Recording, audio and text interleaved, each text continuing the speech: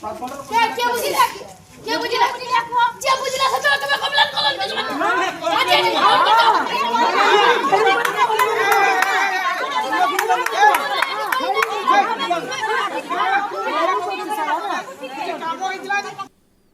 जल समस्या को नहीं महिला हल्ला बोल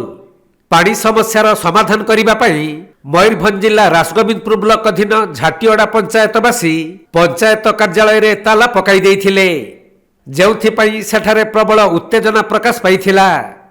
मिलिथिबा सूचना अनुसार झाटियोड़ा पंचायतर हरिपुर एवं तारापुर ग्रामवासी पानीय जल निमंते 2022 मसीहारू वसुधा योजना रे हरिपुर ग्राम रे एक ओभरहेड पानी टांकी निर्माण कार्य आरंभ होइथिले मध्य वर्तमान सुधा कार्य संपूर्ण होई नहीं फल पानी पाई ग्रामवासी माने हंतसंत हेउथबा बेले एहार प्रतिवाद करी उक्त दुईटी ग्रामर लोक माने उत्त्यक्त होई दीर्घ घंटा धरी पंचायत कार्यालय रे ताला पकाई देबारु स्थानीय सरपंच बुधिया मुर्मू एवं अन्य पंचायत कार्यालय कर्मचारी माने अटक रहिथिले परे एही खबर पाई घटनास्थल रे बीडीओ अनंत कुमार हांसदा ग्राम्य परिमल और पानीय जल जोगाण विभाग एसडीओ कनिष्ठ जंत्री एवं रासगोविंदपुर पुलिस पहुंची उत्त्यक्त लोकों को बुझासुझा करथिले आउ आगामी 7 दिन मध्य पानीय जल समस्यार समाधान करा जिवो बोली प्रतिश्रुति देबा परे उत्त्यक्त ग्रामवासी माने कार्यालय रु ताला खोलिथिले।